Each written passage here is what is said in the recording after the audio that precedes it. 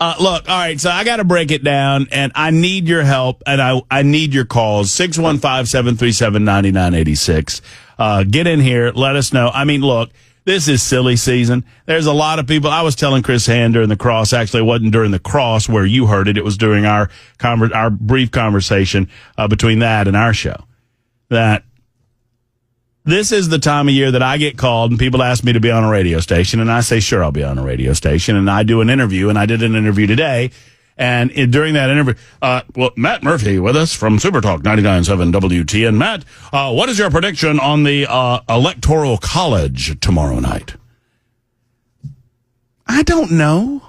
None of you know. I predict that Trump will get less than Reagan did on his second election. Okay, that's a very I believe that someone will get some, but here's what I said. I wasn't trying to be a smart, you know what? You tell me which states Trump wins, and I'll tell you what his number is, because I can do math. But otherwise, I don't believe any of these polls. It is difficult. I understand that we see trend lines, and I understand that we see a lot of other things. I don't know what to believe in terms of the polls. I don't know if they fixed the polls. I don't know if they didn't fix the polls. I don't know if the polls are right, accurate, or not. I don't know what questions are being asked about the poll. I think we do too much polling. If I could change anything in American politics, and I'm not kidding, no more polls. I would make polling illegal. Well, Matt, that's just the American people speaking out about their personal political... Shut up! It's awful. Every news outlet, every news agency, every influencer, everybody wants to do their polls. I have no idea what their metrics are. I have no idea who they're calling. I have no idea who they're sampling. I have no idea how it's weighted. I have no idea about any of these things. And we've gotten to a point where the media uses polling as story narratives for the last month, if not 3 months, of political campaigns. And it develops what I believe is herd mentality. You should not be making your presidential decision. You should not be making a decision about U.S. Senate. And hopefully most of you are not lemmings. You are free thinkers. You are clear thinkers, as our good friend Des Dickerson would say. And you are independent-minded, let us hope. I hope you are if you listen to this show. If you're not, man, you're in for a world of trouble, because I am. And I don't abide herd mentality. The Democrats live and breathe through herd mentality, and I think polling lends itself to that type of herd mentality. Oh, well, the country is It looks like they're saying that the polling is really leaning toward Kamala, so I guess I want to vote for a winner. What? Collectivism is a hell of a drug. Tell me what good comes from polling. Tell me. I'm being serious. Tell me what benefit you get from polling. It tells me who to vote for. Exactly right, Bell. That's exactly right.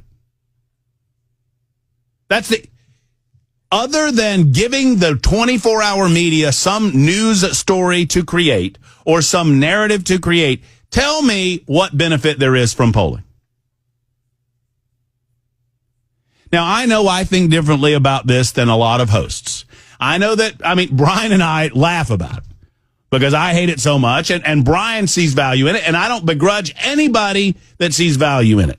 I'm telling you from my perspective, I think it hurts us as a nation because it dumbs down the Donald Trump's doing better at... I don't even think people make a conscious decision to do it. I think it affects them psychologically. I just don't understand, outside of giving the media something to talk about, how it benefits us. You know what they don't talk about when they talk about polling? They don't talk about issues. Now, sometimes they'll I understand there are exceptions. Sometimes they break it down. Well, Trump's doing better on immigration. Well, why is he doing better on immigration? Well, Kamala Harris is doing better on the issue of abortion. Why is she doing better on the issue? Talk to me about the issue. And why are the American people leaning her way over his way? And what are the dramatic differences in the policy positions?